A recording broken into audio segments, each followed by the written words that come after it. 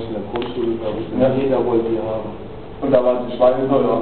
Ja, das ist ein Lahmfiller. Da war kein Lahmfiller da, das war mal eine Kuh. Und ich hatte so einen scheiß Tee. Ich hatte immer die Holztüte mit dem roten Würmchen drauf. Hi. Geh raus.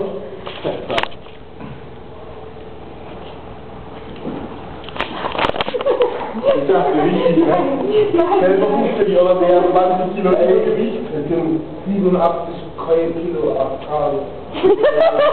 Mehr als 87 Kilo. Ich wiege 87 Kilo. Wie groß bist du? Ich eigentlich.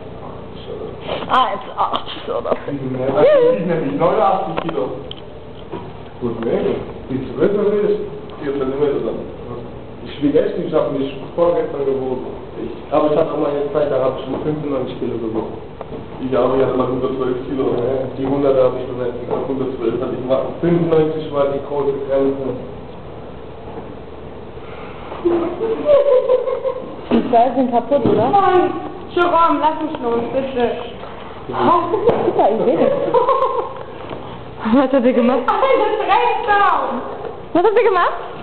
Ja, wie willst du, wenn du dich schon für ihn stellst? Ruhe. Bleib unten. Geh weg, ey, geh! Lass mich in Ruhe! Ah! Du willst mich verrauchen?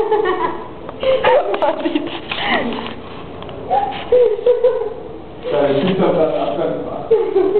Ich hab's gemerkt. Wir haben das schon mal tasten. Mal tasten, ja. Vertaste doch mal. Scheiße, was du fette Finger. Entschuldigung, viel mehr raus. Ey, du willst verrauchen?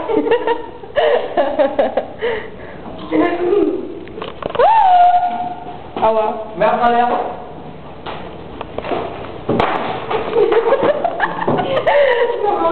Nur ab, Oh, dreht euch mal zu mir. Dreht euch mal zu mir. Dreht. Oh. Oh. Komm halt noch näher.